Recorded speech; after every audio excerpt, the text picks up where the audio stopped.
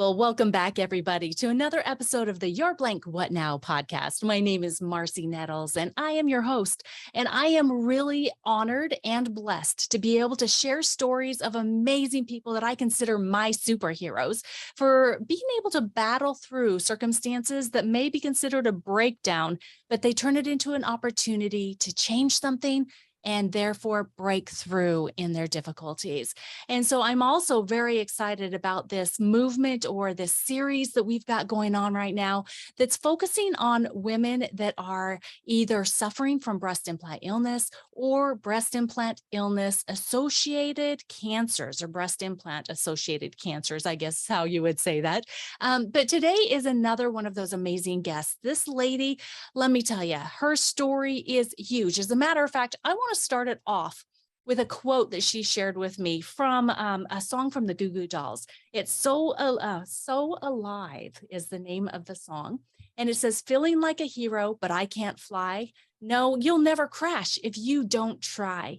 Took it to the edge. Now I know why. Never gonna live if you're too scared to die. And so my special guest today is Andrea Ottaiano. She is an amazing woman that has been thriving with cancer since her first diagnosis in 2007. That is 15 years living with a cancer diagnosis. She was in remission from 2007 until 2010, where it progressed into her bones, lungs, and liver until 2015. She currently lives with it in her bones, chest wall, and is on treatment. Living with a breast cancer diagnosis is extremely difficult, given the fact that her cancer diagnosis came when her children were only 1 and 2.5 years old. Her daughter is now off to college and son is a junior in high school. These are milestones that she thought she would never witness. She uses her life timeline, her children's ages, as a gauge to live in the moment. Her mental and emotional strength, combined with being an unyielding advocate for her own health, has empowered her to see this physical condition as a challenge to manage, not a sickness. She has learned to live with and cope with grueling treatments for stage 3 and 4 breast cancer. And in 2015, she was diagnosed with a very rare liver bile duct cancer known as cholangiocarcinoma while she was undergoing an experimental treatment for metastatic breast. As a 3-time cancer survivor, she had breast implants for reconstruction from 2007 to 2019. She believes that our healthcare system is doing a big disservice by not connecting the dots, doing adequate studies, and are not getting the correct information to women with regard to informed consent. And government health organizations such as the FDA need to pick up the pace and get the correct information to women going through breast cancer and other cancers. Women advocates, whether they be in breast cancer or BII, are really taking the lead here and have been since the 1990s. Andrea has successfully leveraged her medical education, advocacy, public policy, and health management skill set and background with her cancer and BII advocacy work.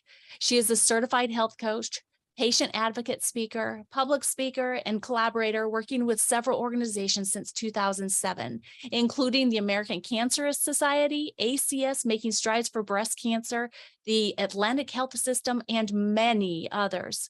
Since she attended the FDA device division hearings on breast implant illness, reconstruction, BIA, ALCL, in March of 2019, she has been actively involved in important advocacy initiatives, interviews, podcast symposium, and closed summit advisory boards for experienced advocates.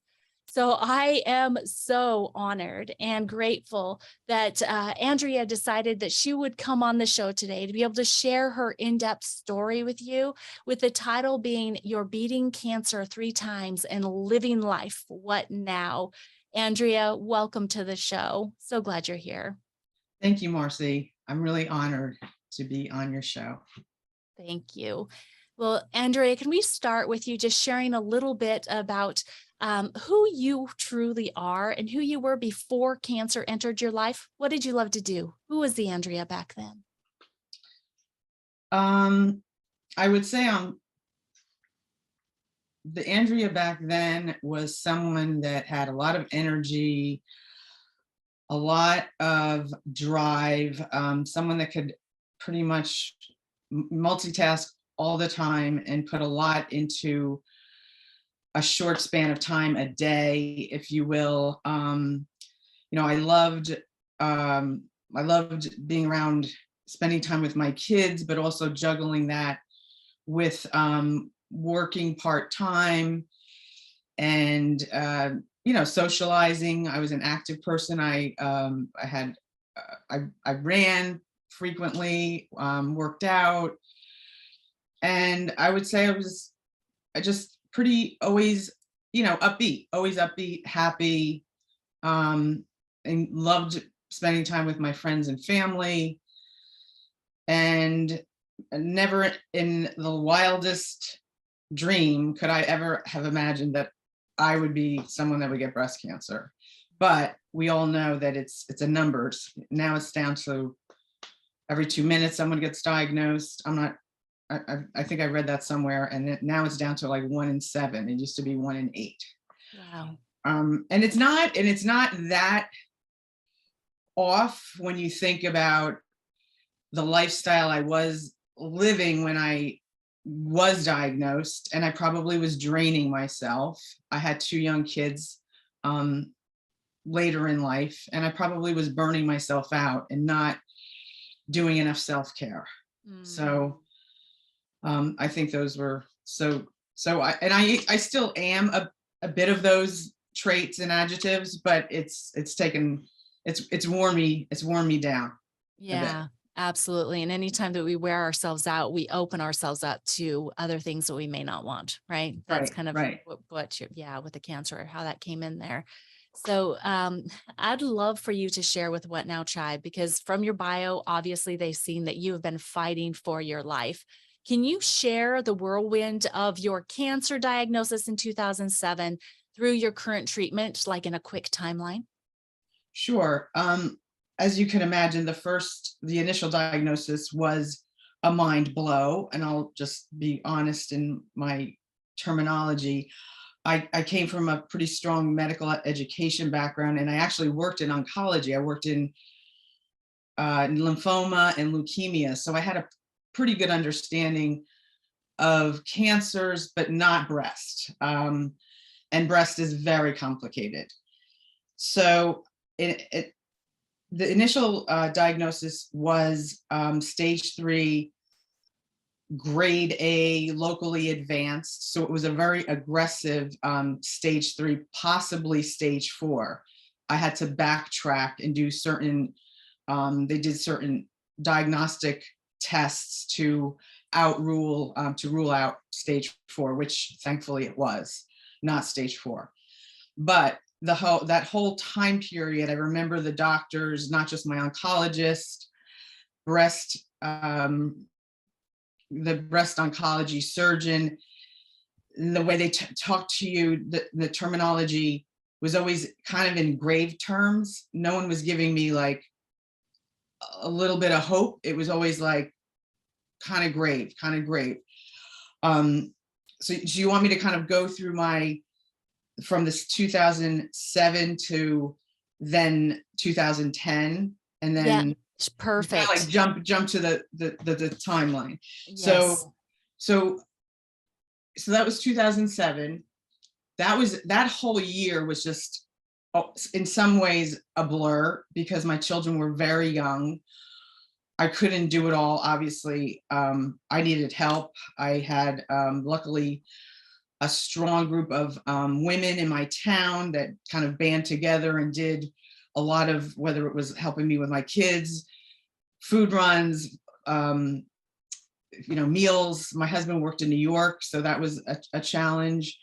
And I guess my whole point my whole thinking was, my daughter was older, so let's make this environment, because she's becoming more and more aware, as normal as you can for a young girl, for a child. So I had a nanny, and not a nanny, but like a babysitter. So I had some add-on help, and it all worked itself out. Then now it's 2008, and I guess I can go through, like, the treatments were harsh. So it was, first I went through chemo, so that was Herceptin, carboplatin, Taxotere, which is HTC. That's how they refer to it. And it was pretty harsh, like 10 rounds from February till May.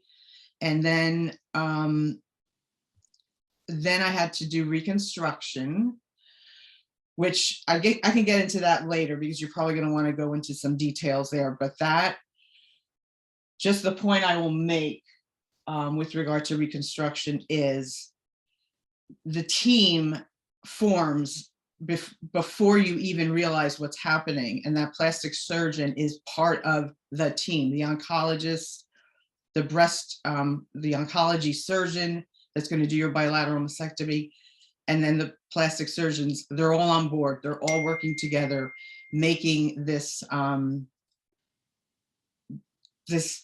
decisions. So have the reconstruction in June, and then get somewhat of a break. And they typically don't do that. Chemo first, then reconstruction, then radiation. So 25 to 30 rounds of radiation from July to August. Wow. So at that point, at the end of the chemo, I was beyond debilitated and just worn out mentally and physically. And then by the end of August, completely worn out. So now it's recovery time. The next year, I think I did not go back to work. I was just, it was kind of like still a blur. Have reconstruction. I think I had, reconstruction in 2008. And then by the end of 2008, I was determined enough to go back to work. And I went back to work. It was more of like a full-time job that I did in a part-time scenario, which was 30 hours a week, 35 hours a week. So at one point, in one sense, it made me feel like normal. I'm not dealing with cancer. I have some sense of control. Things were getting back on track with dealing with my kids and getting some normalcy back in their life. So I had a pretty good routine going. And then I did that job for 2 years. That was also a job in oncology. And then there was a shift in that. I was in between jobs and just starting a new job as a consultant when I learned that that it had progressed to my bone and my thoracic nodes. And what year was that? So 2010? That was December 2010, which was like right around Christmas, in between Thanksgiving and Christmas, starting this new job also in healthcare. And big major mind blow. Like now all bets are off. Like now this is like stage 4, this is bad. Dealing with the treatment, go back on chemo. I'm still at the same center, same oncologist, but luckily I was around enough people in that new consulting job that had access to oncology, access to first, second, third opinions, which I already had done my first round of it. I would never have just gone with one, not just one opinion. I would search out the best of the best and get second and third opinions. So at that point, I'm in absolute turmoil, doing this new job, dealing with this cancer, going for treatment. My kids are still pretty young. And I wasn't in a good place. I'll be honest. I was, every little thing was, everything was looked under a microscope. The outcomes weren't looking good, but it hadn't like progressed to other organs. So I did whatever I could on the alternative health to kind of learn a little bit more, started reading books, started reading Keith Block. There's another one. Give me a second. This is a really important book. Jane McClellan.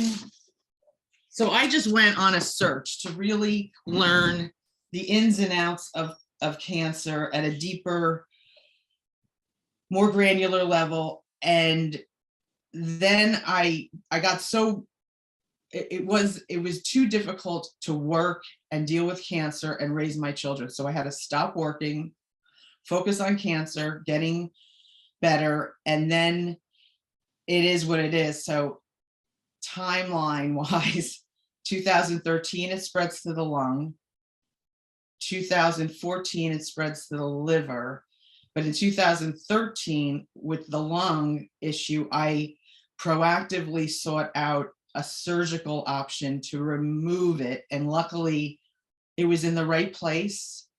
The surgeon was excellent, and I kind of went into it blind, but I'm glad that I did, because I am a firm believer that if you have access to a surgical option, and surgery does put a lot of wear and tear on your body, your outcomes will be better. I've seen it happen way too many times with women and cancer, not just breast cancer, ovarian, other cancers, where they're relying on the chemo to knock it out.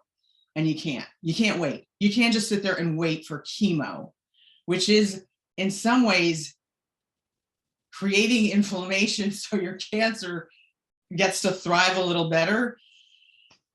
Just my personal opinion. I have no data. I don't have a ton of data to back this up, but with the success of the lung, and there was a 37 to 42% chance of it coming back, I just went with it. And they wanted to put me on more chemo after that. And I said, like a more toxic chemo that would really knock it out. And I said, hell no, I'm going to do the watch and wait. Glad I did that. I stayed on the same treatment that I was on, navalbine, Herceptin, that was it. Other drugs too that completely messed me up, like Zometa, and another one that has something to do with your bones, and I can't remember the name of it. But the issue is they have you on all these drugs that you don't fully understand until you start having really bad side effects. Yeah. So that's 2013. Takes about a year to recover from that. And that's when I decided to go back to school to get the certification to be a health coach, because I knew I wasn't going to be working in medical education for long, and I needed to have some type of job I could like retire out into. Little did I know what I'd end up doing. Yeah. So then by 2015, it spreads to the liver. Now it's getting bad, because once it goes to the liver, we all know, I know far too many women where it ends up in the liver, and then that's it. So I was determined to not have it progress in the liver. So that whole year I did more research and looked into so at that point, this new drug is out called the TDM1. I had been tracking it since 2010. It finally gets approved by the FDA. It's a very good drug, but it's toxic. And we were all banking that's going to knock it out. I was on it for 6 months. It didn't knock it out. I didn't want to wait another 6 months. So I decided to pursue what's called SIRT, Selective Interventional Radiology. And you've got to go to a center like MD Anderson or Sloan or Mayo for something like that.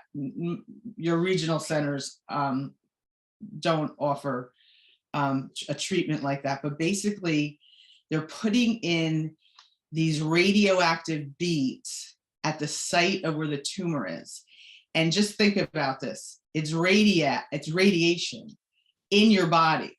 Once again, I didn't really fully understand the ins and outs and the side effects of this procedure. And I mean, they did simulations, they shoot them in through your groin. The whole thing is horrific. The way they present it to you, and I'm reading studies about it, it seems fabulous. They studied it in prostate, colon, rectal, and mainly in men, not a lot in women. And Sloan was really moving quickly along with women with metastatic breast in the liver. And I just said, if it's going to keep me around to see my kids get through grammar school, I'm gonna do it. I had another friend who also was battling stage 4, and she was the one that kind of got me introduced to it. So that was one of those turning points. That was 2014, going into 15. That whole year, 2014, I think I had the beads put in October, into 2015, the summer 2015. I never felt more horrible in my life. And if I explain how I felt and what I was going through, I had like I probably had a lot of BII symptoms. I was definitely depressed, but I thought it was the chemo, and probably was both. I had radioactive beads in me while I had implants in me. Think about it. Right, because when you had your reconstruction, they put implants in. Yeah, and then I'm just like literally in like hyperdrive survival mode. I lost like 10 pounds, and it was those nights where I would just sit on the couch and I could not get off the couch. I don't even know how I made dinner. I got up, I did something, I made them dinner. I kind of went back and laid down. I don't even know how and I didn't have help then. I don't know how I got through. My kids were young, and I don't know how I got through that. We even went on vacations too. And I remember. So how did you do that? How, in all of this chaos, with all your treatments and diagnoses, did you maintain some sort of normalcy for your kids? I think I just put on that poker face, and and they were like young enough so I could engage with them in games, and we cooked a lot together. When I was feeling okay, we did things. I did things with other moms. But there were times, I remember that vacation in Virginia, I was so exhausted. I remember saying, I can't go. I have to lay down. I just can't go. And they went on like my husband took them on some tour somewhere, but I remember thinking, this isn't right. I feel horrible. And it definitely was the beads. It was everything. It was just the whole time period was horrible. Now I'm going back to that doctor to get a assessment of how much it's shrinking, and it was shrinking. So that was like, there was some good there. It was like shrinking. Things were moving in the right direction. And then I'm getting CAT scans. I'm still on chemo through this. I don't know how I was surviving, and I'm really feeling worse and worse and worse as time is going by. He says, well, what's shrinking on the right side? So that tumor was on the right side in the liver. What was growing, what showed up on an image on the left underneath my heart, was an even bigger tumor. I'm thinking, how does this happen? I'm on these beads to knock it out, and something else is growing. And my determination and dialogue with some of these doctors isn't for everyone. And I kind of like laid into him and said, well, what can we do the cert here? And he said, no. And I said, why not? And he said, because you can't do it. You can't do it twice in your liver. And I'm like, well, no one told me that. What are my options? And he said, well, you can do an ablation. And he explained the ablation to me, and I was like, oh, no, I'm not doing that. And then I said, what about surgery? And then you could tell he was losing his turf.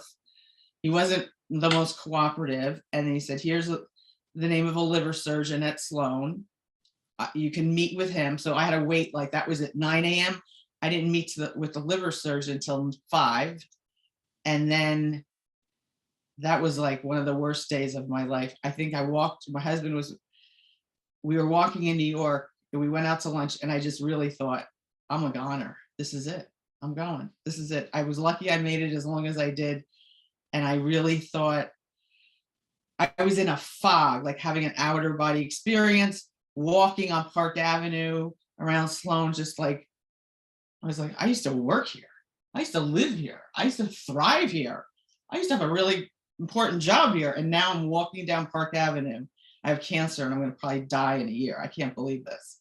So I just kind of picked myself up, got back in the race, met with this liver surgeon who was actually the opposite of that doctor. Very good bedside manner, amazing team, amazing resident, amazing nurse practitioner, amazing. I'm like, this guy's got to be good because his whole team is like really good.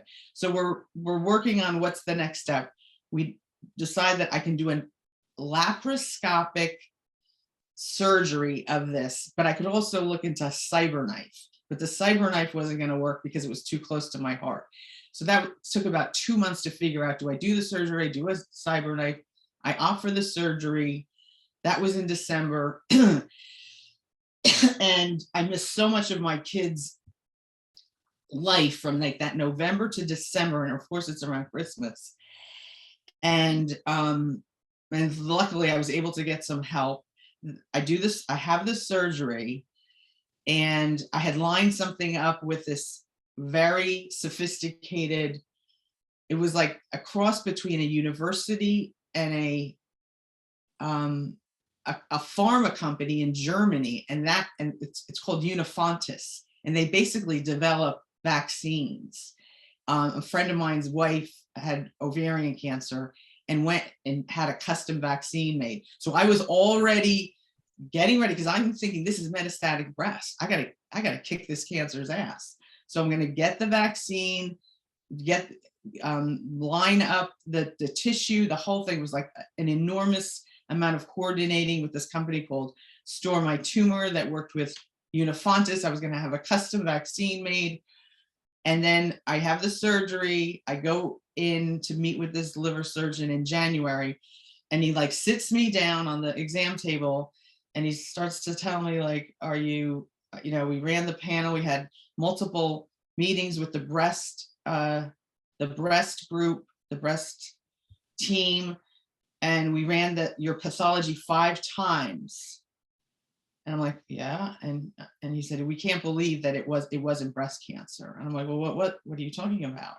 And now I'm like deflated and thinking, I went through all this work to have this vaccine and coordinate, and I'm thinking the money that was spent to have that. He said it was a very rare liver cancer that you do not have any of the, like, you don't have any, you're typically not a candidate that would get this. It's called cholangiocarcinoma, it's usually older men in their in their 70s that have been exposed to aircraft fuel, auto mechanics. Look at the list of what's in those implants. And I'm like, excuse me. And it's all those things. It's all the toxic ingredients, because implants, whether you have the silicone or you have the saline, the outside is made up of over 37 toxic chemicals, right? Right. But I thought, well, maybe it was those beads. It could have been, were the beads cooking? Like, did the beads cause it? What caused this? Like, what happened? Why? I couldn't believe that I even had something like that. And how do you treat it following the surgery? That was another thing. My oncologist wanted to put me on an extremely toxic chemo that was, once again, they said 40% chance of it coming back. I'm like, I'll live with that 40% and do the watch and wait. So I find a liver, because of my oncology experience, having worked at that job. Thank God I had that job in 2008 to 2010, because I was exposed to a lot of these high-level medical directors, and one happened to have worked in cholangiocarcinoma with this woman at Sloan. So I meet with her. She's an oncologist in liver, and she agreed with me, do the watch and wait, don't go on that chemo. And she also agreed it's very rare.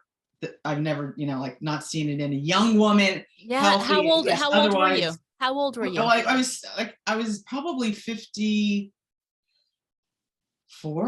Yeah. So 54, female, you've never worked in a Never. airplane hangar or anywhere Right, near it. right.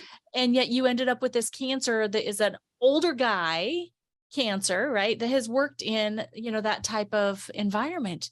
Yeah, and Very odd.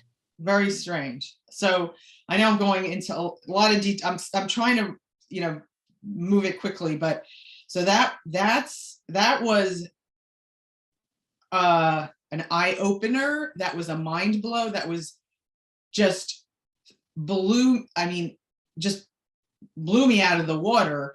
And to understand like what could have caused that, like what did I do that could have caused that cancer? I wasn't like blaming myself at all. Then now there's another tumor marker I need to follow. I need to get blood drawn on, which is called 19-9, that tests the bile and the liver, your liver.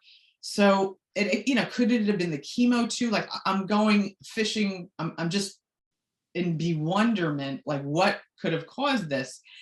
So now I'm like, all right. And in 2013 or 12 or 13, I had seen a Dr. Block out in Chicago, and I always reference him to the point of he's not an oncologist, but he gives you a different way of looking at your cancer and beating it. And he was instrumental in getting me on the right, at least starting to get on the right amount of supplements. Look into vitamin C drip. Look into like a lot of these alternative therapies that not everyone that has cancer does. I started I did acupuncture. I got big into acupuncture. And just more mindfulness. Like he was one of those he would meditate when he got to work. I watched him once. He was like meditating at his desk, and then he would eat his breakfast, and then he would get right to work. But he was someone, he wrote a book called Life Over Cancer. And it's basically how to beat it being on chemo and alternative, and the complement of those both worlds together, and how, and not everyone does it, but he was someone I always consulted in over the years. And I think I had maybe had a conference with him, maybe went and met up with some other doctors, but I was determined I'm really going to clean up my my diet was pretty clean to begin with, but really amp it up again. So did more mindfulness, got into cryotherapy, did some infrared sauna, up the vitamin C drip, still was on my chemo. And what I started to notice was a bit of a shift. And that's when I think, so then by 2017, 18, things started happening in 2018 with regard to the implants.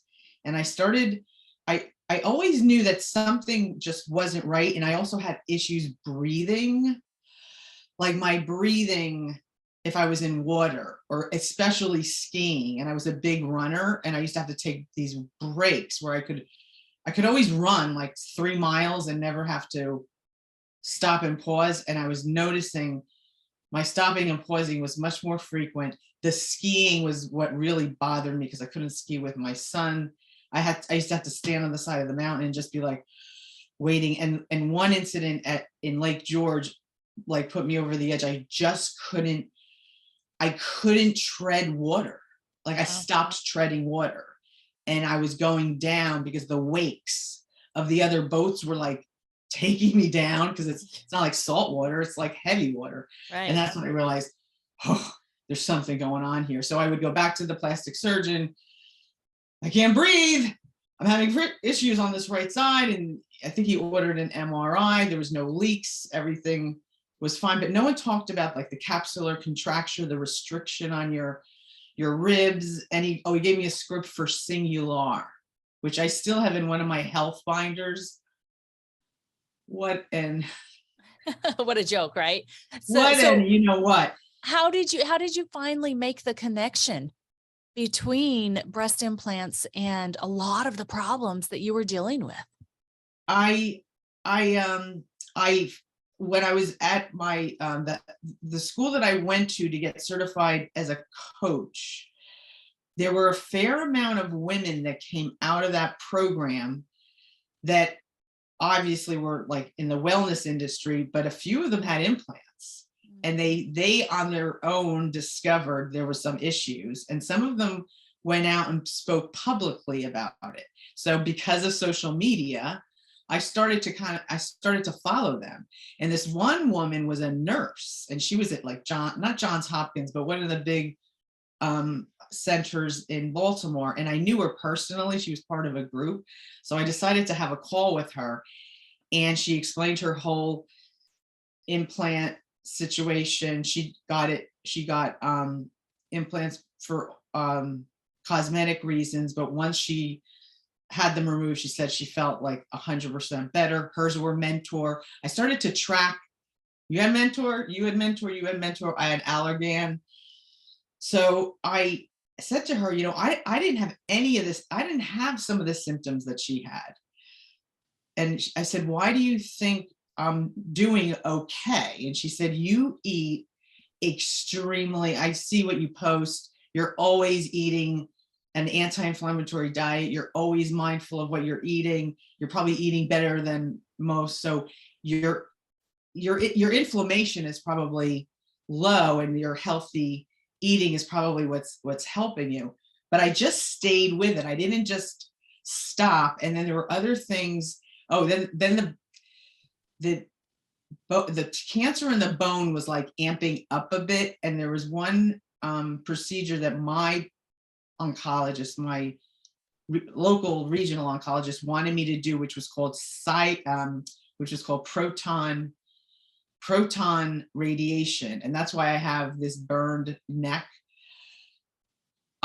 When I looked into proton radiation, and then I had implants, that's when I said, there's a fork in the road here. I will not get radiated again, because that will have been a second time. After I went through what I did with the beads, the beads, yeah, and the cholangiocarcinoma, I said, there's no way I would ever get radiated with implants. And they all look at you like, what are you talking about? Like, what's the big, what do you mean? Why won't you?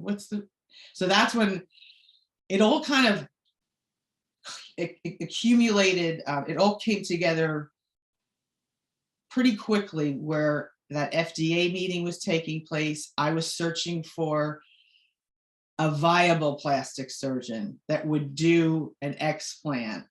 I was not going to do any radiation until I had the implants out. And that took over a year to find. Wow. It took me over a year to find, and I'm in North Jersey, to find a surgeon that was going to do it. Now there are more, but at the time, like, not everyone was taking insurance, and I had breast cancer. So you would think I was in a category of, get them out. And it still was not, explanting wasn't as common as it is now. But right before that FDA meeting, I knew I was probably going to I was going to explant. And then the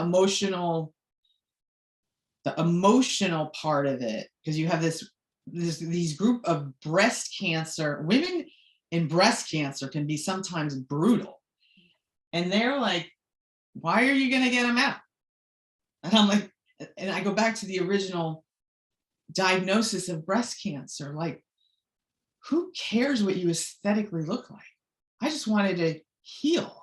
And I remember sitting down with that plastic surgeon saying, I was a gymnast, and I always had like bigger boobs than most, and I was an athlete. I could have cared less if I really wanted to be like an Alex Morgan, the soccer player, like a double A or a triple A. If I was going to have an implant, that's what I wanted. I didn't want big boobs. I wanted small. I wanted to look like a gymnast. And they were like, no, you're athletic. You have broad shoulders. You need proportion, this, and this. And I'm like, no, I don't want that. I want to be flat. I want to be like Nadia Comaneci.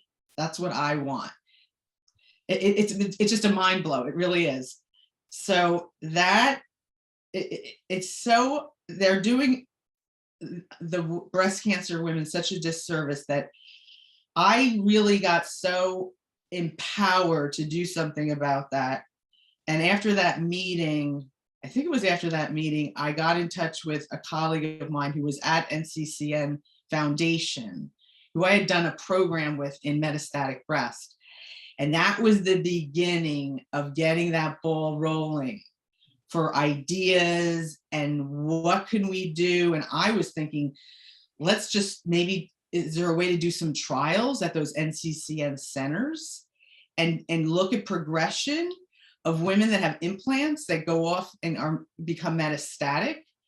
And it just kind of grew out of that with really some high level, thankfully, colleagues that I still had connections with.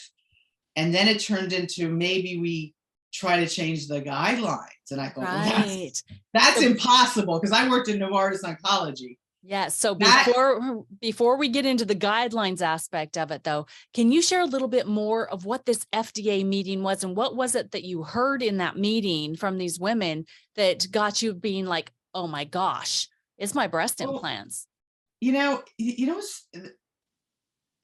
First of all, I was honored that I even got to go, and it was like a fluke, and it was a blessing. It was a blessing. It was by the back door. It was that international consortium of journalists. I somehow got on a list with them, and I, lo and behold, got connected with that group that was going. I didn't present, but I heard all the presentations, and I'm someone that worked in pharma that got a couple of FDA letters on the promotion side in diabetes and cardiovascular.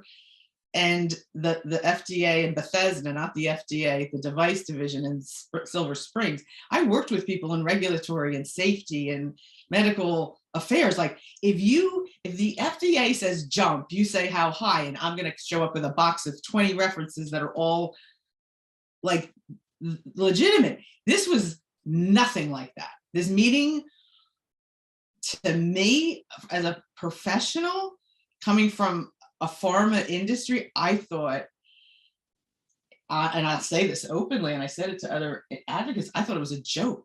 These women had all done all their homework. They presented, the doctors that were there, they did an excellent job making the case. And the manufacturers were just saying, it was like they were talking, it was like a talking head, like reading from their script. Yeah, not taking it serious. I couldn't believe it. And they were challenged, and they just said, point, counterpoint. They just kind of read back what they were told to read back. And to me, it was like disrespectful. It was very disrespectful and alarming. When I heard Trevere present, when I heard Mark Clemens present, and some of the other physicians, and then on the advisory panel, there were a fair amount of physicians that were, they knew their stuff. Right. I said I'm sitting there, and I just said, something's just not right here. Yeah. There's something really wrong. And then you see the women get up, and you see what you could see the pictures, and the women that had ALCL. I saw Roxanne present, and I thought, oh my God, you have breast cancer, and then you get the implants, and then you go on to get this lymphoma. Yeah, I mean, that's basically implants. That's basically like a man-made cancer. Yeah, and I was really tested for that. That was the one thing when I finally found my surgeon in New York, who's a Park Avenue surgeon, and I wasn't messing around. I was going to go to a microsurgeon, plastic surgeon she specifically dealt with breast cancer. She never went to the plastic surgery meetings, and her whole point was, I'm doing myself a disservice going to the plastic surgery meetings. I'm going to the breast cancer meetings because I need to be there for those women. Yes. They need me more than going to a plastic surgery meeting. And she was very low key, under the radar. She doesn't do a lot of interviews. And she was, she was the one that said, I have my own informed consent. Like, I don't need anyone to tell me what to do. I have my own. And she was so forthcoming. And she just And said, informed consent is making sure that yeah, patients know what they're no, getting themselves into, that right. they know what could potentially happen. So kudos to her for having that Yeah. in And place. she said, I have women that are stage 4 and they want implants, or I have women that are stage 3, they want them. And I go through the list. And even with me, she said, I am not doing one and done with you. We're going to make sure you don't have ALCL, because I had a lot of issues on this right side. She knew I had capsular contracture, but she didn't know the extent of how bad it was until she took it out. And you could see it was grade 4, like it was bad. It was the calcification on that right side was horrible. The one on the left, that was the radiated side. The left side was not as bad. But the point is, there's, Amanda Savage Brown wrote that book. I haven't even dove into the meat of it, but there's so much that goes into this. There's so much that goes into the decision to explant. You explant, and then the recovery of that, and you have flare-ups. I ended up getting MRSA after it. Yeah. I mean, my body was just like fighting for its life to just get those toxins out. I was juicing, I was doing all the same thing, drinking this, not eating that, eating that. And if you think about the money and the time that goes into these implants, I'm just like, whether it's cosmetic or breast cancer, it's doing the women such a disservice. I mean, breast cancer alone, and then you're back in treatment, and then this, and then that, and it's like, it's unforgiving. Yeah. So let's dive into your explant. Your results when you explanted, obviously you just got done talking about how it's a massive recovery. It is a significant surgery. And so for the healing from that and the detoxification that can take, a year to 2 years for every month that you had the implants, right? So you had implants since 2008.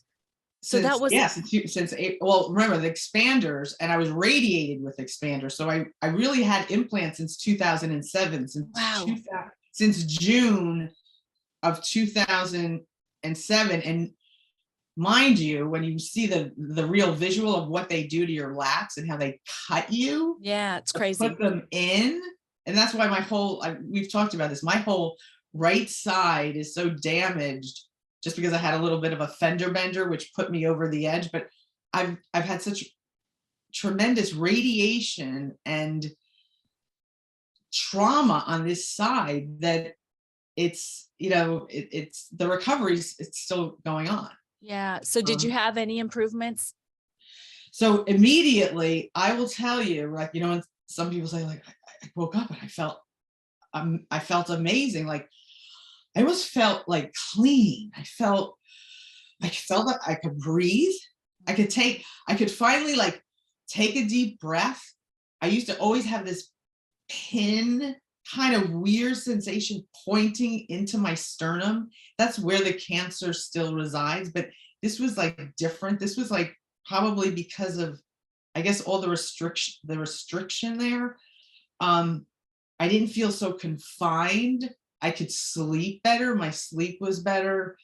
But the breathing, and I think mental clarity, like I still get foggy sometimes because of the chemo, but my mental clarity and like just feeling like a little bit more like me again was there. And then I made a pact with myself. I said, I'm going skiing. And I bought really nice ski clothing while I had the implants, knowing I'm going to go skiing one day without them. And I'm going to ski. Like I've skied in Killington, like I've skied in Steamboat, and just going, I wish I had my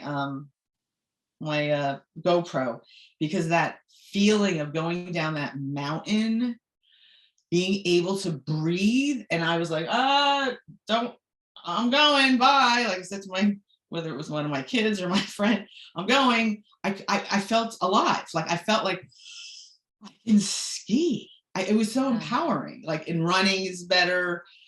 carrying heavy groceries, picking heavy things up. I could never, ever pick anything up. Or, when you try to close one of those the car door, oh my God, I would feel like it was just going to come out of me. Like certain things were just not ready. And I had, I don't regret it at all. I mean, visually, I'm not 100% happy with the way I look, but I feel like I know I made the right decision. Yes. What's more important, being able to live your life the way that you want to, or being able to look in the mirror and say, oh yeah, I'm hot. Yeah. I mean, and I didn't seriously. like them anyway. Like we all say it. Yeah. They were not me. Top heavy. They were so top. Yeah. They looked fake. Sweaty. They didn't, right? All the stuff. Yeah. And All the stuff. And Renee and I talk about this. Stop sexualizing cancer. Yes. And I remember pleading with this plastic surgeon. I just breastfed 2 kids back to back. I did my job. They did their job. Like, yeah. They're overrated. So knowing what you know now, would you, if you were back then, if you knew what you knew now, would you have ever let them put implants in you? No, not in a million years. And I would have said, you figure out a way, or I'll figure it out. If I really wanted a fat transfer or some other type of surgery, I would have been much more open to doing my own body tissue, what have you, smaller version, and be done with it. It went on my terms, and you can figure out a way to do it after you've been radiated. Yeah. Radiate, heal, wait 4 years, and then do it. And yes. I know of a woman who coincidentally I met this summer, and we'll connect. She had she must have gone through 5 different implants, had breast cancer, went through the implants, a big mess. She's an occupational therapist, and she said, well, we're going to do it my way. I'm going to gain some weight, and we're going to do fat transfer. And that's exactly what she did. And she's like a AAA, and she's completely happy. She just wanted a little bit of something. And she's like, no one is telling me. No one's going to tell me what to do. I'm going to tell them what I want. Yeah. And I said, that's the way it should be.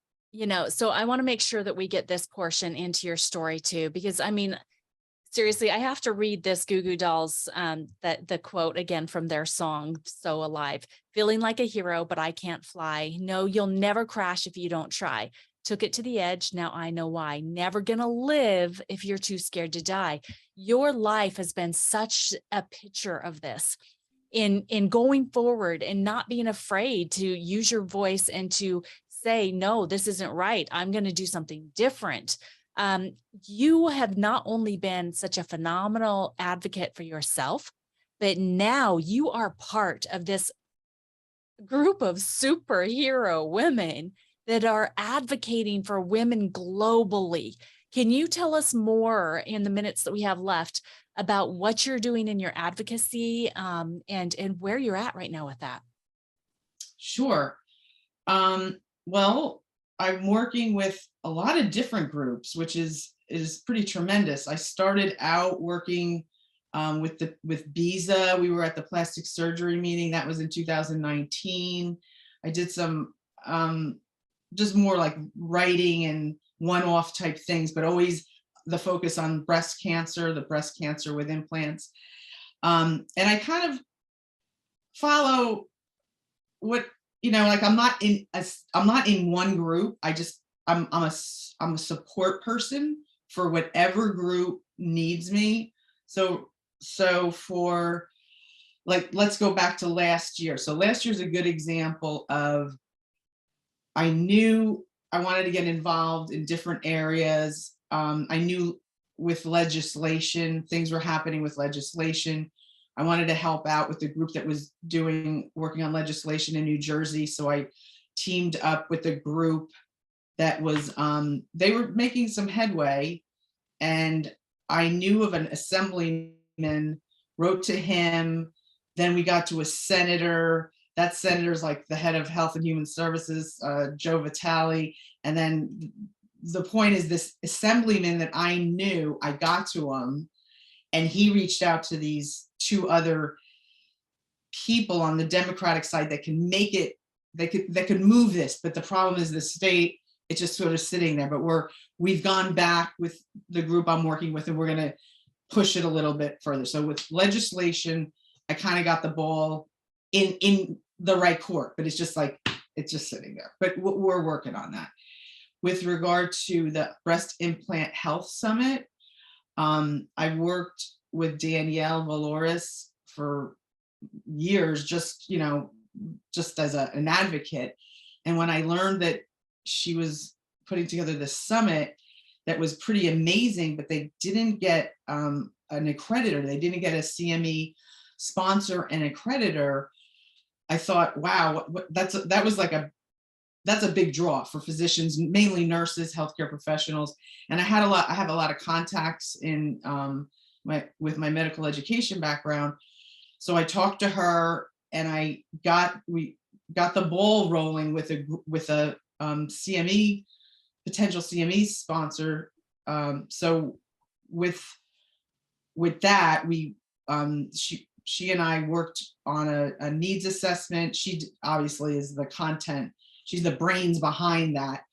I just was helping her to kind of facilitate and get it along and add some, pointers when doing. I've done needs assessments before, but this was a little bit different because it was a 4-day conference, and luckily, the group that was interested in accrediting it went ahead and is accrediting the physician portion, which is outstanding. Amazing. So they're gonna always work with them.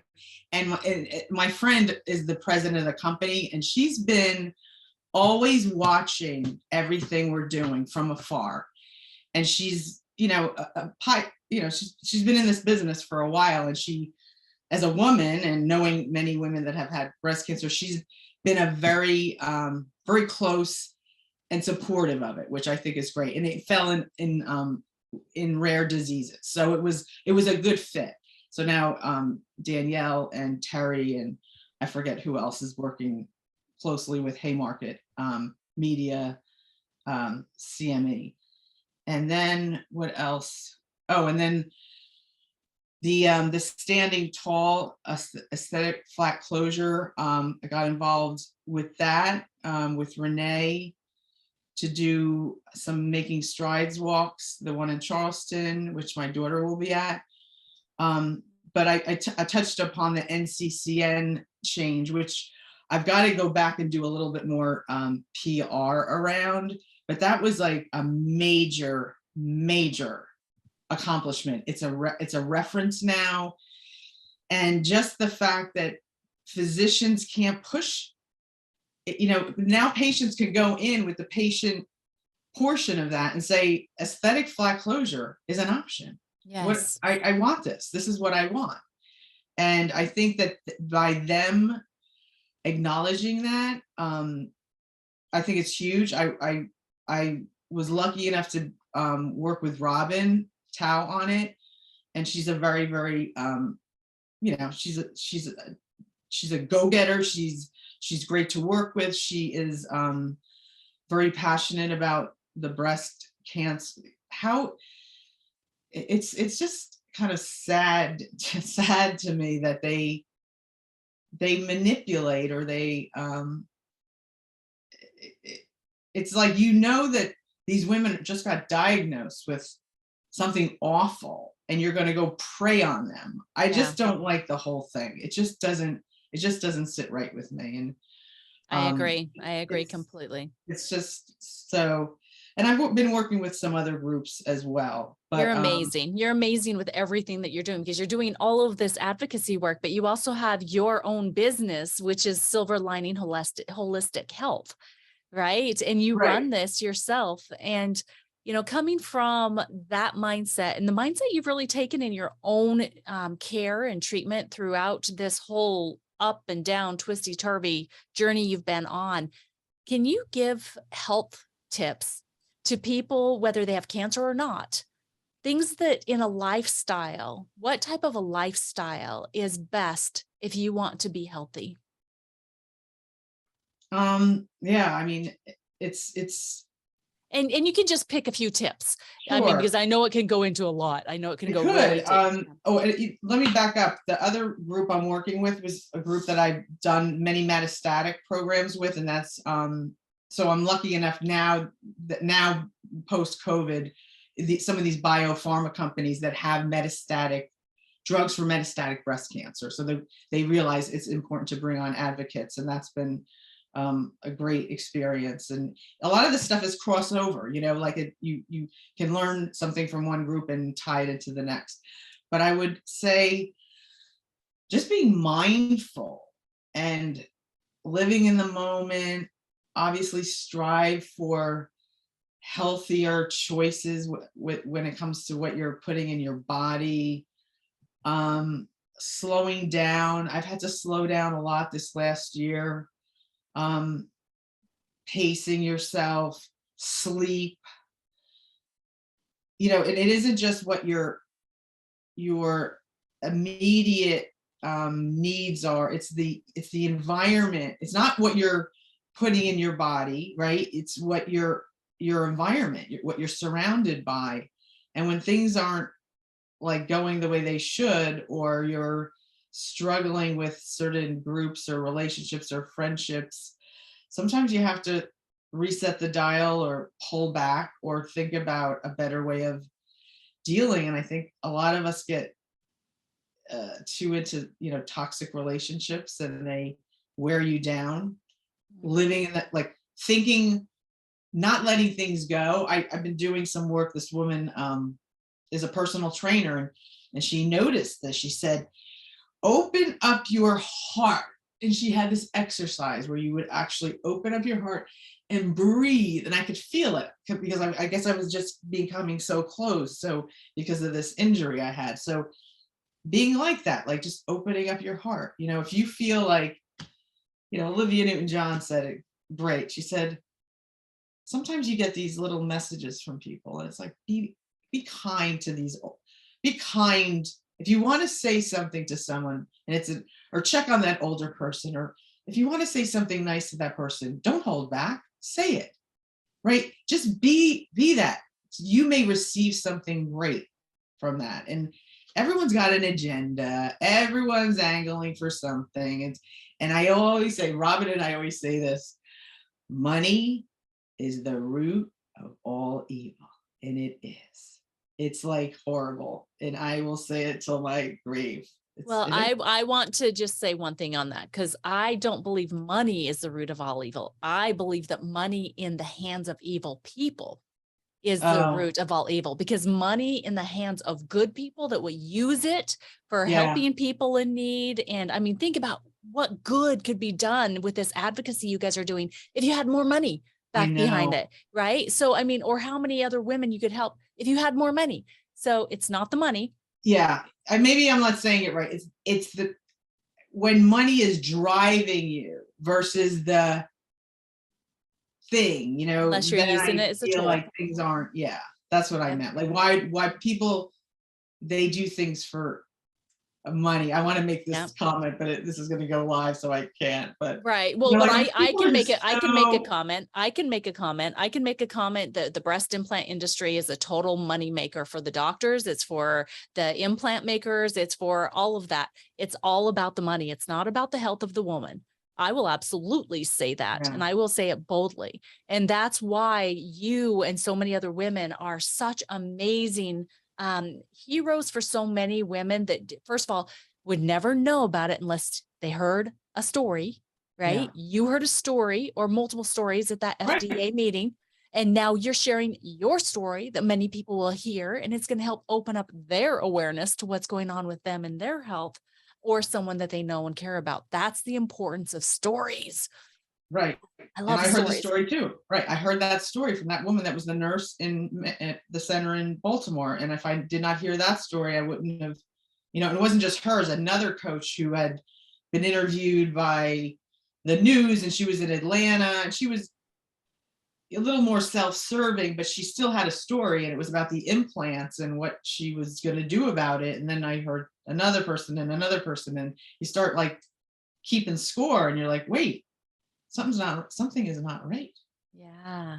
So it's also listening to that intuition. So, what now, tribe? What I want to say to you at this moment is think about what you have thought about during this episode, how it has made you feel. And if you have thought about any woman that you know that has implants or is going through breast cancer and doesn't know about different options, you need to reach out to them. You need to share this episode with them because Andrea's story just might be the one that helps save their life and give them more options. Choice is power.